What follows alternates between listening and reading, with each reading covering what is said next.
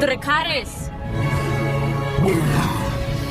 मेरी जान एक पुरानी कहावत है कि अगर हम अपने इतिहास पे ध्यान नहीं देंगे तो वो इतिहास हमारा ध्यान अपनी तरफ खींचने के लिए खुद को बार बार दोहराता रहेगा और तब तक दोहराता ही रहेगा जब तक हम उससे कुछ सीख नहीं लेते, जब तक हम इतिहास को खुद को दोहराने से रोक नहीं लेते। इस कहावत के ऊपर दुनिया की न जाने कितनी किताबें, कितने ही लिटरेचर लिखे गए और उन्हीं में से एक है जॉर्ज R.R. मार्टिन साहब की बुक फायर एंड ब्लड, जिसके ऊपर बेस्ड है HBO की ये नई series house of the dragon. और इस सफर की शुरुआत हुई थी आज से लगभग 11 साल पहले, जब 2011 में हमें गेम ऑफ थ्रोन्स का पहला एपिसोड देखने को मिला था। और वो दिन है और आज का दिन गेम ऑफ थ्रोन्स अभी भी दुनिया की नंबर 1 सीरीज के रूप में लोगों के दिलों में अपनी जगह बनाए हुए है। वो बात अलग है कि इसके 8वें सीजन को लोगों ने उतना पसंद नहीं किया जितनी कि इसके मेकर्स को उम्मीद थी। यहाँ तक कि फैंस इसके 8वें सीजन को दोबारा से बनाने की मांग लगातार करते आ रहे हैं। इवन उस टाइम तो उन्होंने ऑनलाइन एक पिटीशन भी डाली थी कि 8वें सीजन को रिक्रिएट करो। इसका 8वां सीजन तो रिक्रिएट नहीं हुआ, बट इस सीरीज का प्रीक्वल यानी कि हाउस ऑफ द ड्रैगन हम सबके सामने आ चुका है अपने पहले एपिसोड के साथ, जो कि हमें रेनेरिया टारगेरियन के साथ ठीक वैसे ही एक सफर पे ले जाता है जैसा सफर हम पहले गेम ऑफ थ्रोन्स में डेनेरियस के साथ तय कर चुके हैं। गेम ऑफ थ्रोन्स में जहां हमने मदर ऑफ ड्रैगन्स यानी कि डेनेरियस टारगेरियन के राइज एंड फॉल की कहानी देखी थी, वहीं हाउस ऑफ द ड्रैगन्स में हम रेनेरिया टारगेरियन के राइज एंड फॉल की कहानी देखेंगे। अब देखो, जॉर्ज R.R. मार्टिन साहब के किताबी यूनिवर्स में एक इवेंट आता है डांस ऑफ ड्रैगन्स, जिसमें कि रेनेरिया टारगेरियन एंड उसके सौतेले भाई एगन टारगेरियन सेकंड के बीच के कॉन्फ्लिक्ट एंड टारगेरियंस के बीच में सिविल वॉर की कहानी दर्शाई गई है। तो ये सीरीज हमें उसी इवेंट से एक ग्रांड एक्सपोजर के रूप में रूबरू करवाएगी, यानी कि सीरीज में हमें प्रॉपर हाउस ऑफ टारगेरियन की कहानी देखने को मिलने वाली है,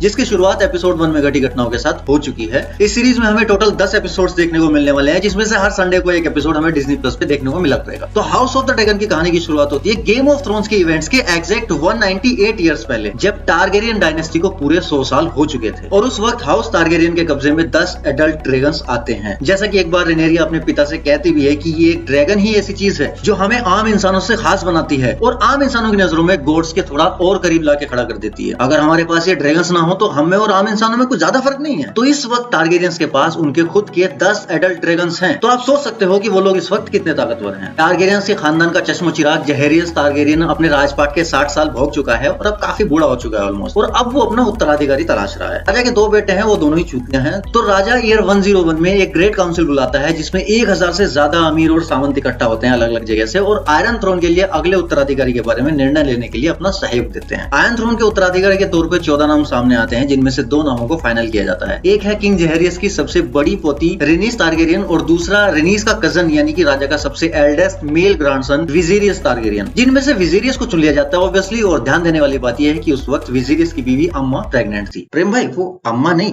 एमा है। अबे तो ठीक से लिखा करना। इसके बाद कहानी 8 साल का एक टाइम जंप लेती है। अब विजीरियस टारगेरियन के राजकाज को 9वां साल चालू है, यानी कि डेनेरियस टारगेरियन के जन्म के 172 साल पहले की घटनाएं शुरू होती हैं। किंग विजीरियस की बीवी ने एक बेटी को जन्म दिया था रेनेरिया टारगेरियन, जो कि अब लगभग 8-9 साल की हो चुकी है, जो कि ऑफ कोर्स इस सीरीज की मेन कैरेक्टर होने वाली है। एज आई सेड बिफोर की गेम ऑफ थ्रोन्स में डेनेरियस टारगेरियन थी, सेम वैसे ही डेनेरिया 9 साल की उम्र में ड्रैगन पे सवारी करती है। फिर हमें उसके साथ कुछ बड़े सेट पीसेस देखने को मिलते हैं जो कि डिजाइन के मामले में काफी कुछ सिमिलर हैं गेम ऑफ थ्रोन के सेट पीसेस के। रेनेरिया की मां एक बार फिर से प्रेग्नेंट है। मुझे लगता है इस बंदी को खाली प्रेग्नेंट होने के लिए रखा गया है शो में। और रेनेरिया के बाप किंग विजीरियस को पूरा यकीन है कि इस बार उसको बेटा ही होगा, जबकि वहां के हकीम साहब कहते भी कि चाचा हमारे पास ऐसी कोई टेक्नोलॉजी है नहीं कि हम पैदा होने से पहले बच्चे का सेक्स पता कर सके। फिर हमें राजा की एक सभा देखने को मिलती है जहां पे हमें कुछ कैरेक्टर से इंट्रोड्यूस कराया जाता है जो कि बहुत इंपॉर्टेंट होने वाले हैं आगे चल के, जैसे कि hand of the king sir auto Hightower. ये बंदा और इसकी बेटी एलिसेंट हाईटावर इस कहानी के काफी मेन कैरेक्टर होने वाले हैं आगे जाके। कैसे वो आगे पता चल जाएगा। फिर ये महाराज के जीजाश्री हैं lord Corlys Velaryon AKA the sea snake, और ये महाराज की बड़ी बहन प्रिंसेस रेनिस टारगेरियन, जिनको कि अब क्वीन हु नेवर वॉज कहा जाता है। मतलब ये कुछ ज्यादा नहीं हो गया। एक तो इस बंदी को राजकाज नहीं मिला और ऊपर से इसके साथ ऑफिशियली बकचोदी की जा रही है। गलत बात है यार। खैर, तो ये प्राणी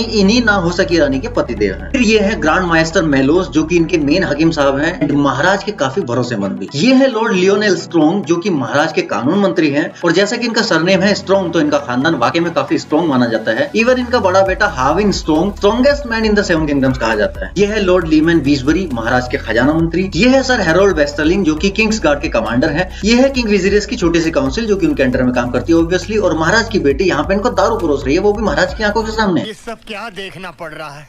आगे हमें इस कहानी के एक और बहुत इंपॉर्टेंट कैरेक्टर डेमन टारगेरियन के दर्शन होते हैं, जो कि महाराज का छोटा भाई है और रेनेरिया का चाचा है, जो कि खुद महाराज की जगह लेना चाहता है। और यहाँ पे रेनेरिया इसको समझाती भी है कि चाचा ज्यादा टेंशन मत लो, तुम्हारे सपने पूरे नहीं होने वाले, मम्मी पापा ने मिलकर मेरे लिए एक छोटे भाई का जुगाड़ कर लिया है, बस पैदा होने की देर है उसके। यहाँ पे डेमन रेनेरिया को वेलेरियन स्टील से बना हुआ एक नेकलेस गिफ्ट करता है और यहाँ हमें ये भी पता चलता है कि डेमन टारगेरियन के पास डार्क सिस्टर स्वॉर्ड भी है। सेम वही स्वॉर्ड जो कि टारगेरियन खानदान के पहले महान सम्राट राजा एगोन द कॉन्करर की सिस्टर वाइफ विसेनिया टारगेरियन के पास था। ये इसकी सगी छोटी बहन भी थी और बाद में इसने इसी से शादी भी कर ली थी। हमें आगे ये भी पता चलता है कि रेनेरिया की एलिसेंट हाईटावर के साथ कुछ ज्यादा ही गहरी दोस्ती है और ये इसको अपने साथ ड्रैगन पे बैठा के उड़ जाना चाहती है। समझ रहे हो, 9 साल की है अभी ये। फिर आगे मेरी एक पुरानी जिज्ञासा का समाधान हो जाता है जब महाराज के जख्म का इलाज चल रहा है। मैं हमेशा सोचता था कि यार आयरन थ्रोन कुछ ज्यादा ही इनकंफर्टेबल नहीं है बैठने के लिए, इस पे बैठने वाले की तो तशरीफ और बैग दोनों छिल जाती होंगी। तो लो हाजिर सवाल का जवाब, महाराज को ये जख्म इसी वजह से हुआ है। आगे हमें महाराज के छोटे भाई डेमन टारगेरियन का काफी भयानक रूप देखने को मिलता है। इस बंदे को सिटी वॉच मतलब महाराज की लोकल सिटी की पुलिस का मुखिया बनाया हुआ है, तो इसका सिटी के क्राइम ग्राफ को कंट्रोल करने का तरीका काफी खतरनाक है। ये बिना किसी सुनवाई के चोर के हाथ काट देता है, मर्डर की सीधा गर्दन उड़ा देता है और अगर किसी के ऊपर रेप का इल्जाम लगा हो तो समझो भाई उसकी नीचे वाली बोटी और उसकी दोनों बोटी सब साफ। इतना खतरनाक आदमी भाई। महाराज की स्मॉल काउंसिल इसको लेकर टेंशन में भी रहती है और महाराज को कहती भी है कि यार इसको अपने से दूर करो, ये बंदा ठीक नहीं है, आपके राजपाट के लिए चूतिया बंदा एकदम। बट महाराज यहाँ पे लिटरली कहते हैं कि ही इज माई ब्लड, चूतिया है वो इंपॉर्टेंट नहीं है, हमारा भाई है ये ज्यादा इंपॉर्टेंट है। नहीं, महाराज लिटरली बोलते हैं ऐसा। दूसरी तरफ डेमन को इस बात की कोई टेंशन ही नहीं है, वो एकदम फुल कॉन्फिडेंस में है। वो जाके अपनी एक बंदी मिजारिया की ले रहा होता है और ये बंदी आगे भी काफी इंपॉर्टेंट रोल प्ले करेगी स्टोरी में। और हाँ, इस सीरीज में भी आपको गेम ऑफ थ्रोन्स के जैसे काफी न्यूडिटी देखने को मिलने वाली है, तो घर वालों के साथ देखने की गलती बिल्कुल मत करना। अब उतनी भले ना हो जितनी गेम ऑफ थ्रोन्स में देखने को मिली, बट तुम लोगों को मजा देने के लिए काफी है। महाराज की बीवी को लेबर पेन शुरू हो जाता है और वो अपने उत्तराधिकारी की खुशी में एक टूर्नामेंट रखवा देते हैं मोहल्ले में। इस टूर्नामेंट में डेमन टारगेरियन ऑलमोस्ट सबको पेल देता है धीरे धीरे, बट एंड में सर क्रिस्टन नाम का बंदा आके पकी पकाई खा लेता है, इसको पेल के विनर बन जाता है। दूसरी तरफ राज्य के मुख्य हकीम साहब महाराज से कहते हैं कि आपकी वाइफ को प्रेगनेंसी में कुछ कॉम्प्लिकेशंस आ रही हैं, अब माँ और बच्चा दोनों को बचाना संभव नहीं है और हमारे पास एक तरीका है जिससे हम बच्चे को बचा सकते हैं। अब बताओ क्या करना है। अब राजा हाँ कर देता है, उसको तो चाहिए था उत्तराधिकारी, तो ये लोग लिटरली बिना एमा को बेहोश किए डायरेक्ट उसका पेट काट के बेलन को बाहर निकाल लेते हैं। बताओ, नहीं लिटरली उस बच्चे को इन्होंने नाम ही दिया था बेलन टारगेरियन। मैं क्या करूं भाई। और इस बेलन के चक्कर में बेचारी एमा वैसे स्वर्ग से धार जाती है। कहे कहा कि मैं इन लोगों को ऑपरेशन तक तो करना आता नहीं है ढंग से। और ड्रैगन से इसकी चिता में आग लगवाते टाइम हमें पता चलता है कि बेलन भी थोड़ी देर में निपट गया था, मतलब खाया पिया कुछ नहीं, गिलास थोड़ा बराना। काउंसिल महाराज से कहती है कि अब अपना उत्तराधिकारी चुनने का टाइम आ गया है,